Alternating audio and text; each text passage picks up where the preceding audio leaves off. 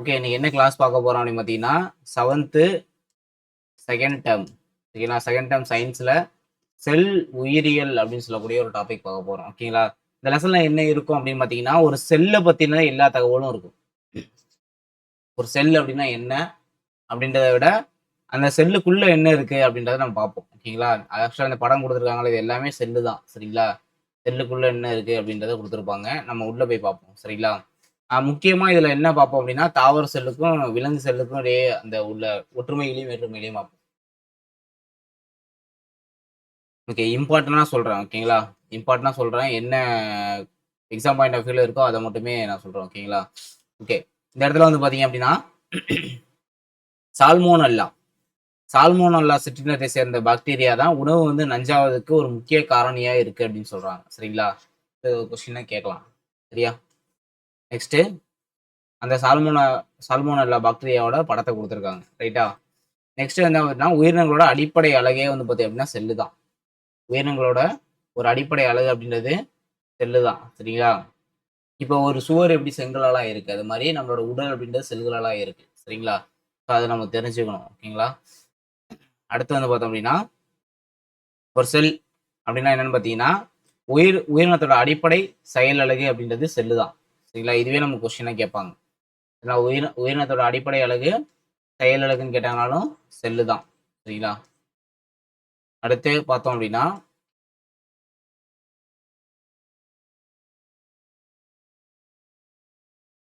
செல்கள் அப்படின்றது உயிரினங்களோட ஒரு அடிப்படை கட்டுமான ஒரு பொருள்னு சொல்றாங்க. அணுக்கள் அப்படின்றது பருப்பொருளோட அடிப்படை கட்டுமான பொருள். இது நமக்கு தெரிஞ்சது தான். பருப்பொருளோட அடிப்படை கட்டுமான அலகு ஒரு அணு அப்படின்னு சொல்லுவோம். அணுக்கள்னு சொல்லுவோம். அதனால செல்கள் அப்படின்றது உயிரினங்களோட அடிப்படை அலகு அப்படின்னு சொல்றாங்க. சரிங்களா? மனித உடல் அப்படின்றது விலங்கு செல்களால் ஆனது. தாவரங்கள் அப்படின்றது தாவர செல்களால் ஆனது. சரிங்களா? இப்போ ஒரு செல் உயிரினங்கள பத்தி பார்ப்போம் நம்ம. சரிங்களா? அதாவது ஒரு சில உயிரினங்கள் வந்து பார்த்தோம்னா, ஒரே ஒரு செல்லா மட்டும் தான் ஆயிருக்கும். சரிங்களா? அத என்ன சொல்லுவாங்க அப்டின்னா, ஒரு செல் உயிரினங்கள் அப்டின்னு சொல்லுவோம். இத நம்ம எப்படி பார்க்க முடியும் அப்டின்னா, நுண்ணோக்கியோட உதவியோட மட்டும் தான் ஒரு செல் உயிரினங்கள பார்க்க முடியும். சரிங்களா? அப்படிப்பட்ட அந்த ஒரு செல் உயிரினங்கள் என்ன அப்டின்னு பார்த்தீங்கன்னா, கிளாமிடா மோனஸ், பாக்டீரியா, அப்புறம் அமீபா. இதெல்லாம் ஒரு செல் உயிரினங்கள். சரிங்களா? அந்த ஒரே ஒரு செல் தான் வந்து பார்த்தோம் அப்டின்னா, நெறைய பணிகள வந்து மேற்கொள்ளுது அப்டின்னு சொல்லி குடுத்துருக்காங்க. சரிங்களா? அதான் இங்க அமீபா அப்டின்றது ஒரு செல்லால ஆனது. அடுத்து கிளாமிடா மோனஸ். சரிங்களா? இதுவும் ஒரு செல்லால் ஆனது தான். அடுத்து பல செல் உயிரினங்கள். சரிங்களா? பல செல் உயிரினங்கள் அப்டின்னா, பல செல் உயிரினங்கள்ல வந்து இந்த செல்கள்லாம் இணைந்து திசுவா மாறும். திசுக்கள்லாம் இணைஞ்சு உறுப்புகளா மாறும். உறுப்பெல்லாம் சேர்ந்து உறுப்பு மண்டலமா மாறும்.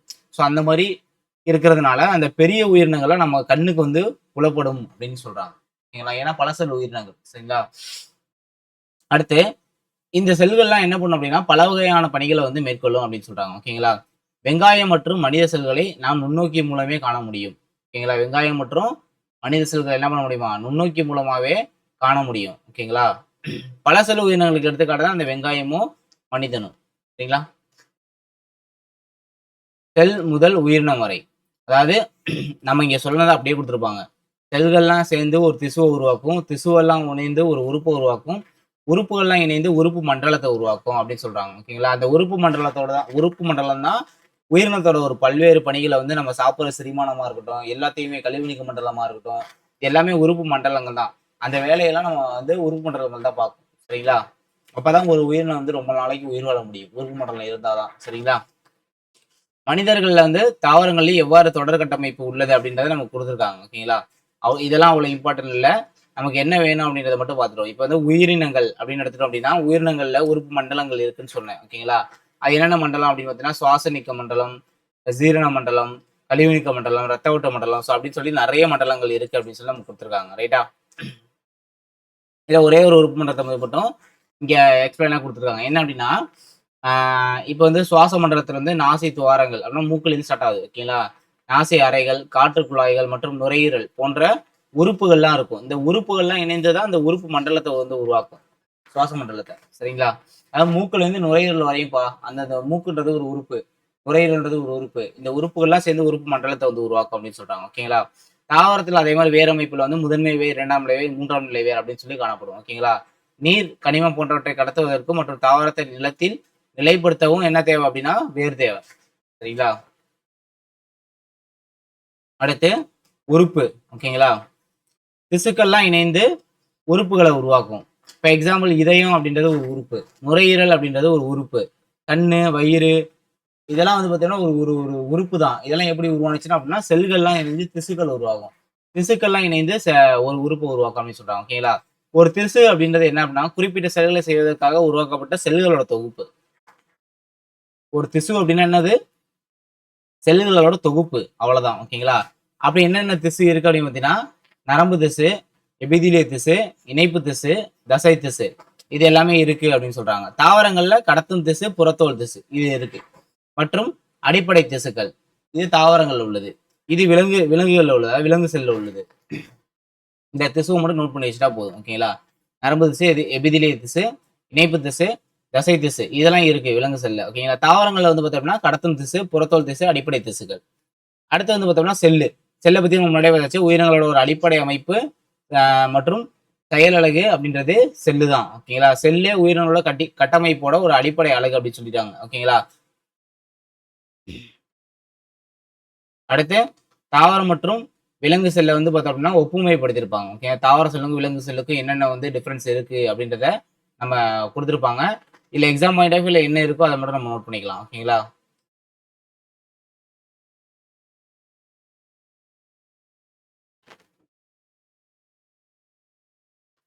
சிம்பிளா இங்க கொடுத்துருப்பாங்க. தாவர செல், விலங்கு செல்லாம் என்ன அப்படின்னு சொல்லி கொடுத்துருப்பாங்க. ஓகேங்களா?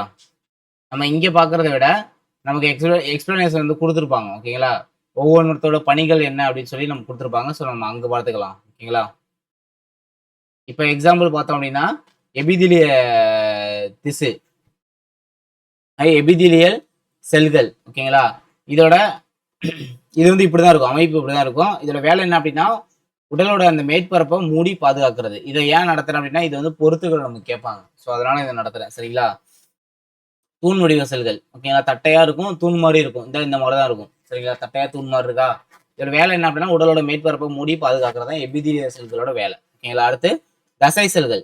தசை செல்கள் வந்து பார்த்தோம்னா நீண்ட மற்றும் கதிர்கோள வடிவம் இந்த மாதிரி தான் இருக்கும். ஒரு கதிர் வடிவமாக தான் இருக்கும். இப்படிதான் இருக்கும். ஓகேங்களா? ஒரு கதிர் வடிவம் மட்டும் இருக்கும், நீண்டதா இருக்கும். ஓகேங்களா? இதோட வேலை என்ன அப்படின்னா சுருங்கி விரிவடையும் தன்மையால் தசைகளோட இயக்கத்துக்கு உதவி செய்யக்கூடியது. சரிங்களா? அடுத்து நரம்பு செல்கள். நரம்பு செல்கள் அப்படின்றது நரம்பு செல்லோட உடலம் அப்படின்றது கிளைத்த நீண்ட நரம்பு நார்களை கொண்டது. நரம்பு நார்கள்லாம் இணைந்துதான் நரம்புகள் உருவாகும். சரிங்களா? இப்படிதான் இருக்கும். நரம்பு செல்கள் வந்து ஒரு உடலோட செயல்களை ஒருங்கிணைத்தல், செய்தி பரிமாற்றம் போன்ற செயல்களை செய்கின்றன அப்படின்னு சொல்றாங்க. ஓகேங்களா? நம்ம செய்தியை பரிமாறுறது தான். சரிங்களா? நம்மளோட உணர்ச்சிகளை கடத்தி கொண்டு போய் மூளையில சேர்க்கறது தான் இது உங்களோட வேலை. ரத்த சிவப்பு செல்கள் இது நமக்கு தெரியும், ஆர்பிசி, ரெட் பிளட் செல்ஸ். ஓகேங்களா? இதோட வேலை என்ன அப்படின்னா ரத்த சிவப்பு செல்கள் உடலின் பல்வேறு பகுதிகளுக்கு ஆக்சிஜன் எடுத்துட்டு போறது தான் இதோட வேலை. ஓகேங்களா? அந்த பகுதியில இருந்து கார்பன் டை ஆக்சைடை சேகரிக்கிறது தான் இதோட வேலை. இது எப்படி இருக்கும்? இருபுற குழி மற்றும் தட்டு வடிவமானது. ஓகேங்களா? ஓகே, நெக்ஸ்ட் பார்ப்போம்.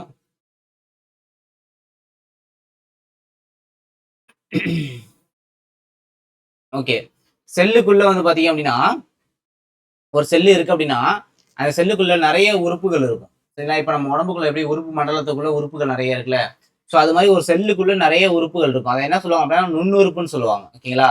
இந்த நுண்ணுறுப்பு வந்து அதோட செயலை நிப்பாட்டிருச்சு அப்படின்னா அந்த செல்லு வந்து இறக்க ஆரம்பிச்சிடும் அப்படின்னு சொல்றாங்க. ஓகேங்களா? ஸோ இதை மட்டும் நோட் பண்ணிக்கணும். இப்போ ஒரு செல் அப்படின்னா அதோட அமைப்பு எப்படி இருக்கும் அப்படின்னா முதல்ல செல் சவ்வு இருக்கும், சைட்டோபிளாசம் இருக்கும், உட்கரு இருக்கும். உட்கரு எதுல இருக்கு அப்படின்னா யூகேரியாட்டிக் செல்ல தான் காணப்படும். புரோகேரியாட்டிக் செல்கள்ல உட்கரு இருக்காது. சரிங்களா? இதை நோட் பண்ணிக்கணும்ப்பா. செல்ல ரெண்டா பிரிப்பாங்க, ஒன்னு புரோகேரியாட்டிக், இன்னொன்னு யூகேரியாட்டிக். யூகேரியாட்டிக்ல தான் உட்கரு இருக்கும், புரோகேரியாட்டிக்ல உட்கரு இருக்காது அப்படின்றத நோட் பண்ணிக்கணும். வேற என்ன அப்படின்னா செல் சவ்வு இம்பார்ட்டன்ட், சைட்டோபிளாசம் இம்பார்ட்டன்ட். ஓகேங்களா? அப்ப செல் சவ்வுனா என்னன்னு பாத்தீங்கன்னா விலங்கு செல்லை சுற்றி எல்லையாக இருப்பது பிளாஸ்மா சவ்வு. இதுதான் வந்து பார்த்தோம்னா செல் சவ்வு அப்படின்னு சொல்லுவாங்க. ஓகேங்களா? புரியுதா? செல் சவ்வு அப்படின்றது என்ன அப்படின்னா ஒரு விலங்கு செல்லை சுற்றி எல்லையா இருக்கக்கூடிய ஒரு பிளாஸ்மா சவ்வு. இதை தான் வந்து பார்த்தோம்னா செல் சவ்வு அப்படின்னு சொல்லுவாங்க. ஓகேங்களா? ஜஸ்ட் செல் சுவர். இதோட வேலை என்ன அப்படின்னா செல்லை தாங்குபவர் மற்றும் காப்பாளர். ஓகேங்களா? இந்த செல் சுவர் அப்படின்றது எதுல இருக்கும் அப்படின்னு பார்த்தீங்கன்னா விலங்கு செல்கள்ல பாதுகாப்பு அரணாகவும் ஒழுங்கற்ற வடிவத்தையும் கொண்டிருக்கின்றன. ஓகேங்களா?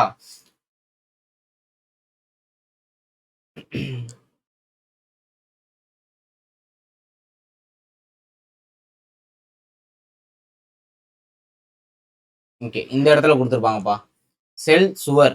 ஓகேங்களா, செல் சுவர்னா தாவர செல்லில் செல் சவ்வுக்கு வெளியே சுற்றி கூடுதல் அடுக்குகளை கொண்டிருக்கின்றன. அதாவது விலங்கு செல்ல செல் சுவர் கிடையாது. ஓகேங்களா, தாவர செல்ல மட்டும்தான் இருக்கும். ஓகேங்களா, இந்த தாவர செல்ல செல் சவ்வுக்கு வெளியில காணப்படும். ஓகேங்களா, ஃபர்ஸ்ட் செல் சுவர், அதுக்கப்புறம் இப்படி ஒரு தாவர செல் இருக்குன்னு வச்சுக்கோம், இதுதான் செல் சுவர். சரிங்களா, இதுதான் செல் சுவர். இதுக்கு உள்ள வந்து செல் சவ்வு இருக்கும். புரியுதுங்களா, செல் சவ்வுக்கு வெளியில வந்து காணப்படக்கூடியதுதான் செல் சுவர் அப்படின்னு சொல்றாங்க. ஓகேங்களா, இதோட வேலை என்ன அப்படின்னா தாவர செல்லுக்கு பாதுகாப்பு மற்றும் உறுதிப்பாட்டிற்கான சட்டகமாக செயல்படுகிறது. ஓகேங்களா, இதை பாத்தீங்கன்னா கொடுத்துருக்காங்க செல் சுவர். அதே மாதிரி ஒரு செல் சுவருக்கும் இன்னொரு செல் சுவருக்கும் இடையில ஒரு சின்ன ஒரு கேப் இருக்கும். இதுதான் என்ன சொல்லுவாங்க அப்படின்னா பிளாஸ்மோடெஸ்மாட்டா அப்படின்னு சொல்லுவாங்க. பிளாஸ்மோடெஸ்மாட்டா அப்படின்னு சொல்லி குறிப்பாங்க. ஓகேங்களா, சிறிய துவாரத்தின் மூலம் ஒவ்வொரு செல்லும் அதன் அருகில் உள்ள செல்களுடன் இணைத்துக் கொள்கிறது. இந்த இடத்துல தான் பிளாஸ்மோடெஸ்மாட்டா அப்படின்னு சொல்லுவாங்க. ஓகேங்களா, ஸோ இந்த இடத்த மட்டும் நம்ம நோட் பண்ணா போதும். ஓகேங்களா, அப்ப செல் சுவர் எதனால ஆனது அப்படின்னு கேட்கலாமா? செல் சுவர் வந்து ஒரு கலவை. ஓகேங்களா, கலவையால ஆனது. அதுல என்ன இருக்குன்னா செல்லுலோஸ். ஓகேங்களா, செல்லுலோஸோட வேலை என்ன அப்படின்னா தாவர செல்லுக்கான வடிவத்தை கொடுக்கறது. முன்னாடியே சொன்ன செல் சுவருக்கு தான் செல்லை தாங்கி நிற்கிது. ஒரு தாவரத்துக்கு வடிவத்தை கொடுக்கக்கூடியது செல் சுவர் தான் சொன்னோம்.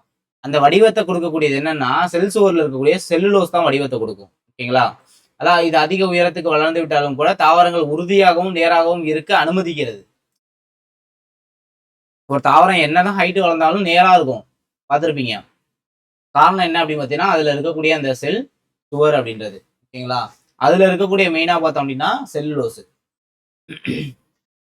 அடுத்து மூலச்செல்கள். ஓகேங்களா, இந்த மூல செல்கள் வந்து பார்த்தோம்னா எந்த வகை செல்லுக்குள் செல் பிரிதல் அடைந்து பெருக்கம் அடைந்து வளர்ச்சி அடையும் திறனுடையது. ஆனால் மூல செல்கள் மிகவும் ஆச்சரியமானவை. ரொம்ப ரொம்ப இம்பார்ட்டன்ட் அந்த மூல செல்லு. ஏன் அப்படின்னா கருவிலிருந்து பெறப்படும் மூல செல்கள் மிகவும் சிறப்பானது. ஏன்னா உடல்ல உள்ள எந்த ஒரு செல்லாவும் அது மாறக்கூடியது. இது ரொம்ப ரொம்ப இம்பார்ட்டன்ட். உடல்ல உள்ள எந்த ஒரு செல்லாவும் மாறக்கூடிய திறனுடையது என்ன அப்படின்னா மூல செல்கள் தான். ஓகேங்களா, அதாவது ரத்த செல்கள், நரம்பு செல்கள், தசை செல்கள், சுரப்பி செல்கள், இந்த மாதிரிலாம் அதால மாற முடியும் அப்படின்னு சொல்றாங்க. அதனால அறிவியல் அறிஞர்கள் மற்றும் மருத்துவர்கள் சில நோய்களை குணப்படுத்தவும் தடுக்கவும் மூல செல்களை பயன்படுத்தி வருகின்றனர். உதாரணமா முதுகு தண்டில் ஏற்படக்கூடிய அந்த காயத்தை சரி பண்றதுக்கு மூல செல்களை பயன்படுத்துறதா சொல்றாங்க. ஓகேங்களா, ரொம்ப ரொம்ப இம்பார்ட்டன்ட். மூலச்செல்கள் கேட்பாங்க கண்டிப்பா. எந்த ஒரு செல்லாவும் மாறக்கூடிய திறனுடைய செல் மூலச்செல். இந்த கொஸ்டின்லாம் எதிர்பார்க்கலாம்ப்பா பிசி எக்ஸாம்லயும் எஸ்ஐ எக்ஸாம்லயும் இதெல்லாம் கேட்கலாம். சரிங்களா, நான் எதெல்லாம் கேட்கலாம் அப்படின்றதுனா அதெல்லாம் கண்டிப்பா படிக்கணும். சரிங்களா, அடுத்து சைட்டோபிளாசம்.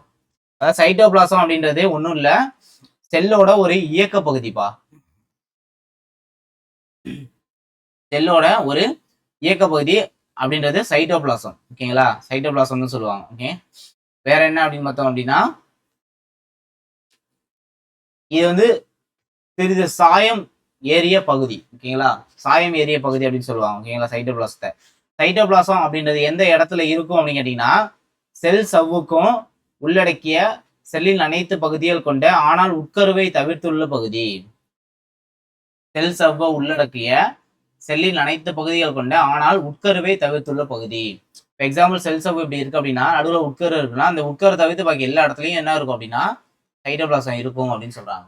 புரியுதா, சைட்டோபிளாசம் எதால் ஆனது அப்படின்னா சைட்டோசோல் என்ற மற்றும் செல் நுண்ணுறுப்புகளால் ஆனது. சைட்டோபிளாசம் சைட்டோசோல் அப்படி இல்லாம செல் நுண்ணுறுப்புகளால் ஆனது. ஓகேங்களா, சைட்டோசோல் அப்படின்னா என்னன்னு பாத்தீங்கன்னா வெறும் தண்ணி மாதிரி தான் இருக்கும், தண்ணி ஜெல்லி மாதிரி இருக்கும். ஓகேங்களா, அது நீர் நிறைந்த ஜெல்லி போன்ற 70% 90% அளவு நீரால் ஆனது. பொதுவாக இது நிறமற்றது அப்படின்னு சொல்றாங்க. ரைட்டா, ஓகே, நெக்ஸ்ட் பார்ப்போம். செல்லில் உள்ள நுண்ணுறுப்புகள் மற்றும் அமைப்புகள் என்பன எண்டோபிளாச வலைப்பின். அதாவது செல்லில் உள்ள அந்த நுண்ணுறுப்புகள் சொன்னா சைட்டோபிளாசம் சைட்டோசோல் மற்றும் நுண்ணுறுப்புகள் ஆனது சொன்னோமா. அதுல இருக்கக்கூடிய அந்த நுண்ணுறுப்புகள் என்னன்னு பாத்தீங்கன்னா எண்டோபிளாச வலைப்பினர், நுண்குமிழ்கள், ரைபோசோம், கோல்கை உறுப்புகள், லைசோசோம், மைட்டோகாண்ட்ரியா, இது எல்லாத்துக்குமே ஒவ்வொரு வேலை இருக்குப்பா. சொல்றேன் என்னென்ன வேலைன்னு. சென்ட்ரியோல், பசுங்கணிகம், பிளாஸ்மா சவ்வு மற்றும் செல் சுவர். செல் சுவரையும் சேர்த்துதான் சொல்றாங்க நுண்ணுறுப்புன்னு. சரிங்களா, செல்ல இருக்கக்கூடிய எல்லா உறுப்பும் என்ன அப்படின்னா செல் நுண்ணுறுப்புகள் தான். எதை தவிர அப்படின்னு பாத்தீங்கன்னா உட்கருவை தவிர. ஓகேங்களா, ஏன்னா சைட்டோபிளாசத்துல உட்கரு வராது. ஓகேங்களா, அடுத்து புரோட்டோபிளாசம், சைட்டோபிளாசம். ஓகேங்களா, புரோட்டோபிளாசம், சைட்டோபிளாசம். உட்கருவோட உள்ளேயும் வெளியேயும் உள்ள பொருளை வந்து என்ன சொல்லுவாங்க அப்படின்னா புரோட்டோபிளாசம்னு சொல்லுவாங்க. ஓகேங்களா, உட்கருவோட உள்ளே உள்ள திரவத்தை அணுக்கரு திரவம், இல்லை அப்படின்னா நியூக்ளியோ பிளாசம்னு சொல்லுவாங்க. உட்கருக்கு உள்ள இருக்கக்கூடியதை, அது உட்கருக்கு வெளியேயும் உள்ளேயும் உள்ள பொருளை புரோட்டோபிளாசம்னு காமனா சொல்லிட்டாங்க. ஆனா உட்கருக்குள்ள உள்ள இருக்கக்கூடிய திரவத்தை என்ன சொல்றாங்க அப்படின்னா நியூக்ளியோ பிளாசம், அப்படின்னா அணுக்கரு திரவம்னு சொல்றாங்க. ஓகேங்களா. அடுத்து உட்கருக்கு வெளியில வந்து பாத்தீங்க அப்படின்னா சைட்டோபிளாசம் அப்படின்னு சொல்றாங்க. புரியுதா? நியூக்ளியோ பிளாசம் உட்கருக்கு உள்ள, வெளியில வந்து பார்த்தோம் அப்படின்னா சைட்டோபிளாசம் அப்படின்னு சொல்றாங்க. ரைட்டா. அடுத்து மைட்டோகாண்ட்ரியா. மைட்டோகாண்ட்ரியோட வேலை என்ன அப்படின்னா செல்லோட ஒரு ஆற்றல் மையம்ப்பா, ரொம்ப ரொம்ப இம்பார்ட்டன்ட்.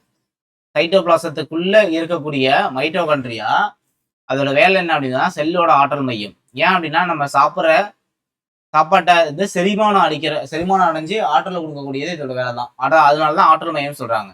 உணவை செரிமானம் செய்து ஆற்றலை பெற மைட்டோகாண்ட்ரியா அவசியமானது. செல்லோட ஆற்றல் மையம் கிடையாதுன்னா மைட்டோகாண்ட்ரியா தான். ஓகேங்களா. குறைந்த பணிகளை மேற்கொள்ளும் செல்களை விட மிகவும் சுறுசுறுப்பாக இருக்கும் செல்கள் அதிக அளவு மைட்டோகாண்ட்ரியாவே கொண்டிருக்கும். ஏன்னா அதிக அளவு ஆற்றலை கொடுக்கும். சரிங்களா. நெக்ஸ்ட், மைட்டோகாண்ட்ரியா கோள மற்றும் குச்சி வடிவிலான இரட்டை சவிலான ஒரு நுண்ணுறுப்பு அப்படின்னு சொல்றாங்க. இதெல்லாம் வேணா. செல்லோட ஆற்றல் மையம் மைட்டோகாண்ட்ரியா, அதை மட்டும் நோட் பண்ணிங்க. செல்லோட ஆற்றல் மையம் மைட்டோகாண்ட்ரியா. ஓகேங்களா. மைட்டோகாண்ட்ரியாவால் உற்பத்தி செய்யப்படும் ஆற்றல் அனைத்து வளர்சிதை மாற்றங்களுக்கும் பயன்படுத்தப்படுகிறது. அதை மட்டும் நோட் பண்ணிங்க. வேற என்ன அப்படின்னு பார்த்தீங்கன்னா பசுங்கணிகம், ரொம்ப ரொம்ப இம்பார்ட்டன்ட். பசுங்கணிகம் வேலை என்ன அப்படின்னா தாவரங்களோட ஒரு உணர்வு தயாரிப்பாளர். உணவை தயாரிக்கிறது தான் யாரோட வேலை? பசுங்கணிகத்தோட வேலை. ஓகேங்களா. பசுங்கணிகம் அப்படின்றது ஒரு வகை கனிமம். பசுங்கணிகம் அப்படின்றது ஒரு வகை கணிகம். ஓகேங்களா. தாவர செல்கள் மட்டுமே பசுமை நிற நுண்ணுறுப்பாக இருக்கின்றன. இது ரொம்ப ரொம்ப இம்பார்ட்டன்ட். இது ப்ரீவியஸ் கொஸ்டின். தாவர செல்களை மட்டுமே பசுமை நிற நுண்ணுறுப்பாக இருக்கிறது என்னது? விலங்கு செல்களை இவை காணப்படுவதில்லை. ஏன்னா பச்சை கலர்ல இருக்கு தாவரம், அப்ப தாவர செல் தான் பசுங்கணிகம் இருக்கு. விலங்கு பச்சை கலர்ல இருக்க கிடையாது. ஸோ அதனால அது விலங்கு செல்கள்ல காணப்படவில்லை. முக்கியமா 2 கணிகம் இருக்கும். ஒண்ணு வந்து பார்த்தோம்னா வண்ண கணிகம், நிறம் உள்ளது. இன்னொன்னு வெளிர் கணிகம், நிறமற்றது. சரிங்களா. 2 கணிகத்தை மட்டும் நோட் பண்ணா போதும். அடுத்து இதோட வேலை என்ன? பசுங்கணிகத்தோட வேலை சூரியன்றது ஆற்றல் எடுக்கிறது தான். சூரிய ஆற்றல் இருந்து உணவு தயாரிக்கக்கூடிய ஒரு நுண்ணுறுப்போட வேலை தான் பசுங்கணிகம் அப்படின்னு சொல்றாங்க. இதுல உள்ள நிறமி பச்சையம். ஓகேங்களா. பச்சையம் சூரியனோட ஒளி ஆற்றலை பெற்று வேதி ஆற்றலாக மாற்றி உணவு தயாரிக்குது. உணவு எப்படி தயாரிக்குது? சூரிய ஆற்றல் பச்சையம். பச்சையம் என்ன பண்ணுது? சூரிய ஒளியை வந்து ஆற்றலை பெற்று வேதி ஆற்றலா மாற்றி அது மூலமா என்ன பண்ணுது? உணவு வந்து தயாரிக்குது அப்படின்னு சொல்றாங்க. ஓகேங்களா. தாவரமும் அதை வந்து என்னது? தாவரமும் விலங்குகளும் பயன்படுத்தினாங்க. விலங்குகள்ல பசுங்கணிகம் இல்லை, இது தெரியணும். ஆகையால் அவை ஒளிச்சேர்க்கை செய்வதில்லை. விலங்கு ஏன் ஒளிச்சேர்க்கை செய்யலன்னா பச்சையம் இல்லை, பசுங்கணிகம் இல்லை. அடுத்து இதுதான்ப்பா ரொம்ப ரொம்ப இம்பார்ட்டன்ட். இது வந்து கூட்டு காரணத்தை அப்படியே கேட்டாங்க எஸ்ஐ கொஸ்டின். ஏன்னா எஸ்ஐ கொஸ்டின் அப்படியே கூட்டு காரணத்தை கேட்டிருந்தாங்க. பல்வேறு வகையான தாவரங்கள் வெவ்வேறு வண்ணங்களை கொண்டுள்ளதற்கு காரணம் கணிகங்கள். ஓகேங்களா. பசுங்கணிகம் பச்சை நிறத்துக்கு காரணம். வண்ண கணிகங்கள் மலர் மற்றும் பழங்களுக்கு வண்ணத்தை அளிக்கிறது. பழங்கள் பழுக்கும் போது பசுங்கணிகங்கள் வண்ண கணிகங்களா மாறுது. ஓகேங்களா. அதாவது ஸ்டார்ச் வந்து சர்க்கரையா மாறுது. இதுதான் காய் கனியாவதற்கான ரகசியம். ஒரு காய் வந்து கனியாகிறதுக்கான ரகசியம் வந்து பாத்தீங்க அப்படின்னா வண்ண கணிகம் மாறுது. புரியுதுங்களா. பசுங்கணிகம் அதாவது பச்சை கலர்ல இருக்கும் காய் அப்புறம் கலரா மாறும்ல, சொல்றாங்க. அதாவது ஸ்டார்ச் வந்து சர்க்கரையா மாறுதான். ரொம்ப ரொம்ப இம்பார்ட்டன்ட் ப்ரீவியஸ் கொஸ்டின். அடுத்து கோல்கை உறுப்புகள். கோல்கை உறுப்புகள் அப்படின்னா எனக்கு இடைவெளி தேவை. இதோட வேலை என்ன அப்படின்னு பாத்தீங்கன்னா இப்போ முக்கியமான வேலை அப்படின்னு பாத்தீங்க அப்படின்னா கோல்கை உறுப்புகளோட நொதிகளை வந்து சுரக்கிறது தான் இதோட வேலை. அதாவது உணவை வந்து செரிமானம் அடைய செய்வது, உணவிலிருந்து புரதத்தை பிரித்து செல்லுக்கும் உடலுக்கும் வலு சேர்ப்பது தான் இதோட வேலை. இது மட்டும் நோட் பண்ணுங்க, இது மட்டும் போதும். இதோட வேலை என்ன அப்படின்றத மட்டும் நோட் பண்ணா போதும். லைசோசோம்னா தற்கொலை பைன்னு சொல்லுவாங்க. ஓகேங்களா. தற்கொலை பை அப்படின்னா என்ன அப்படின்னு பாத்தீங்கன்னா இதோட வேலை என்னன்னா தொட்டதெல்லாம் வந்து பார்த்தோம் அப்படின்னா இது பண்ண வச்சிடும். அதனாலதான் தற்கொலை பைகள் சொல்றாங்க. ஓகேங்களா. செல்லோட முதன்மையான ஒரு செரிமான பகுதி, ரொம்ப ரொம்ப இம்பார்ட்டன்ட். மனிதர்கள் எப்படி இறைப்பை இருக்கோ அதே மாதிரி செல்களுக்கு ஒரு செரிமான பகுதினா லைசோசோம் தான். ஏன் அப்படின்னா செல்லுலேயே இது சிதைவதால் இதை வந்து தற்கொலை பைகள் அப்படின்னு சொல்றாங்க. செல்லே அழிஞ்சு போயிடும். ஓகேங்களா. அடுத்து சென்ட்ரியோலோட வேலை என்ன அப்படின்னு பார்த்தோம் அப்படின்னா உட்கருக்கு வந்து பக்கத்துல இருக்கும்பா.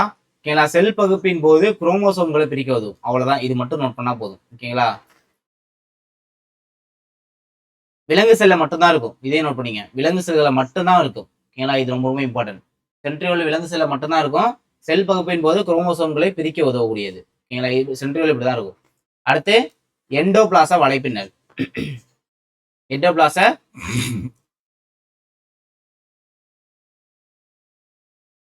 வலைப்பின்னல் 2 இருக்கு.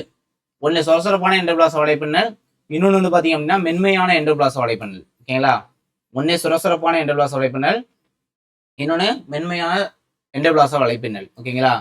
இல்ல ஏன் அப்படின்னா ரைபோசோம்கள் இணைந்து இருக்கிறதுனால சொரசொரப்பான எண்டோபிளாச வலைப்பின்னல் அப்படின்றது ரைபோசோம்கள் இணைந்து இருப்பதால் புரத சேர்க்கைக்கு உதவுகிறது. இதுவும் இம்பார்ட்டன்ட். மென்மையான எண்டோபிளாச வலைப்பின்னல்ல ரைபோசோம்கள் கிடையாது, அதனால மென்மையா இருக்கு. ரைபோசோம் இருந்துச்சு அப்படின்னா சொரசொரன்னு இருக்கும், ரைபோசோம் இல்லை அப்படின்னா மென்மையா இருக்கும். இதோட வேலை என்ன அப்படின்னு பார்த்தீங்கன்னா கொழுப்புகள், ஸ்ட்ராய்டுகள் ஆகியவற்றை தயாரிப்பதிலும் கடத்துதலும் பங்கு கொள்வதே இதோட முக்கியமான பணி. சரிங்களா? அடுத்து உட்கரு. உட்கரு தான் வந்து ரொம்ப ரொம்ப இம்பார்ட்டன்ட்பா. ஒரு செல்லுக்கு வந்து பார்த்தோம்னா மூளையா செயல்படக்கூடியதே உட்கரு தான். தாவர மற்றும் விலங்கு செல்கள்ல ரெண்டுலையுமே இருக்கும். சைட்டோபிளாசத்துக்கு உள்ளதான் உட்கரு இருக்கும். இப்பதான் பார்த்தோம். சைட்டோபிளாசத்துக்கு உள்ள உட்கரு இருக்கும். உட்கரு உரை உட்கருவை சூழ்ந்துள்ளது. 2 நியூக்ளியோலஸ் மற்றும் குரோமேட்டின் உடல் ஆகியவை உட்கருவின் உள்ளே வந்து இருக்கும்.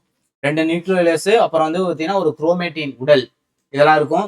செல் பிரிதலின் போது குரோமேட்டின் உடலானது குரோமோசோமா மாறிடும். செல் பிரிஞ்சிச்சுன்னா குரோமேட்டின் நிலை அப்படின்றது குரோமோசோமா மாறிடும். இதோட பணிகள் பார்த்தோம் அப்படின்னா செல்லில் நடைபெற அனைத்து உயிர் செயல்களையும் வேதிவினைகளையும் இதுதான் கட்டுப்படுத்தும். என்ன செல்லோட மூளையே வந்து பார்த்தீங்க அப்படின்னா இதுதான். ஓகேங்களா? நெக்ஸ்ட் இதோட வேலை என்னன்னா ஒரு தலைமுறையிலிருந்து இன்னொரு தலைமுறைக்கு மரபொலி பண்புகளை கடத்துறது இதோட வேலை தான், உட்கருவோட வேலை. சரிங்களா? அதுக்கப்புறம் வேற என்ன அப்படின்னு பார்த்தீங்கன்னா இது மட்டும் நோட் பண்ணிக்கலாம். அதாவது சிவப்பு ரத்த செல்கள்ல உட்கரு இல்லை, அதாவது ஆர்பிசில, ரெட் பிளட் செல்ஸ்ல. ஏன் அப்படின்னா உட்கருவின்றி இந்த செல்கள் விரைவில் இறக்கின்றன. சீக்கிரமா இறந்துடும். கிட்டத்தட்ட 120 நாள்மா இறந்துடும். சுமார் 2 மில்லியன் சிவப்பு செல்கள் ஒவ்வொரு நொடியும் இறக்கின்றன. அதிர்ஷ்டவசமாக நம்ம மனித உடம்புல புதிய சிவப்பு ரத்த செல்கள் தினமும் தோன்றுகின்றன அப்படின்னு சொல்லி கொடுத்துருக்காங்க. ஓகேங்களா? நிறைய செல் அழிஞ்சிருக்கான், இருந்தாலும் தினமும் நம்ம ஆர்பிசி வந்து உருவாகுது அப்படின்னு சொல்றாங்க. உட்கரு இல்லாதனால சீக்கிரமா அழிஞ்சிடும். ஓகேங்களா? நினைவில் கொள்க, செல்கள் அனைத்து உயிரினங்களோட அடிப்படை கட்டமைப்பு மற்றும் என்னது செயல்பாட்டு அழகு நம்ம முன்னாடியே பார்த்ததுதான். செல்கள் நுண்ணியவை, இவற்றை நுண்ணோக்கிகள் மட்டுமே காண முடியும். ஆமா, செல்கள் வந்து சின்னதாக நுண்ணோக்கிகள் மட்டும் தான் பார்க்க முடியும். செல் சவ்வுகள் ஒரு அறுதி கடத்தியாகும். அதாவது தேர்ந்தெடுக்கப்பட்ட பொருளை மட்டுமே செல்லுக்குள்ளேயும் வெளியேயும் செல்ல அனுமதிக்கும். செல் சவ்வு. ஓகேங்களா? அதாவது செல் சுவர் இருக்கும், அதுக்குள்ளதான் செல் சவ்வு இருக்கும்னா செல் சவ்வு வந்து ஒரு அறுதி கடத்தி, அதாவது முக்கியமான பொருள் மட்டும் தான் உள்ள அனுப்பும். ஓகேங்களா? தாவர செல்கள்ல செல் சுவர் மற்றும் செல் சவ்வை சுற்றி அமைந்து செல்லுக்கு பாதுகாப்பையும் உறுதித்தன்மையும் அளிக்கிறது. அதாவது தாவர செல்ல மட்டும் தான் செல் சுவர் இருக்கும்னு சொன்னேன், விலங்கு செல்ல இருக்காது. அது மாதிரி சென்ட்ரியோல் விலங்கு செல்ல மட்டும்தான் இருக்கும், பசுங்கனிக்கா தாவர செல்ல மட்டும்தான் இருக்கும். சைட்டோபிளாசம் அப்படின்றது செல் நுண்ணுறுப்புகள், சைட்டோசோல் ஆகியவற்றை கொண்டது. ஓகேங்களா? சைட்டோசோல்னா ஜெல்லி போன்ற நீர் போன்ற இருக்கக்கூடியது. அவ்வளவுதான், வேற எதுவும் இல்லை. இதுல இம்பார்ட்டன்ட் மட்டும் சொல்லிட்டேன். மைட்டோகாண்ட்ரியா செல்லோட ஆற்றல் மையம், பசங்கனிக்கும் பச்சையும் இருக்கும், அதனால ஒளிச்சேர்க்கை மூலம் உணவு செய்யும். மூல செல்கள் நம்ம இப்பதான் சொன்னோம். மூல செல்கள் அப்படின்றது செல் பிரிதல் திறன் கொண்டு எந்த ஒரு செல்லாவும் மாறும் அப்படிதான் சொல்லியிருந்தோம். ஓகேங்களா? செல்கள்லாம் இணைந்து திசுவெல்லாம் மாறும், திசுக்கெல்லாம் இணைந்து உறுப்பா மாறும், உறுப்பெல்லாம் மாறி உறுப்பு மண்டலமா மாறும். பல உறுப்பு மண்டலங்களாக இணைஞ்சு ஒரு மனிதனை உருவாக்கும் அப்படின்னு சொல்லி கொடுத்துருக்காங்க. ஓகேங்களா? நான் முன்னாடியே சொன்ன மாதிரி தான். ஃபர்ஸ்ட் வந்து பார்த்தீங்க அப்படின்னா நினைவில் கொள்க படிங்க, நெக்ஸ்ட் புக் பேக் படிங்க, புக் பாக்ஸ் படிங்க, அதுக்கப்புறம் பிளாக்ல போல்டு பண்ணதை படிச்சுங்க. சரிங்களா? நான் புக் பேக் வந்து ஃபோட்டோ எடுத்து போடுறேன் குரூப்ல. ஓகேங்களா?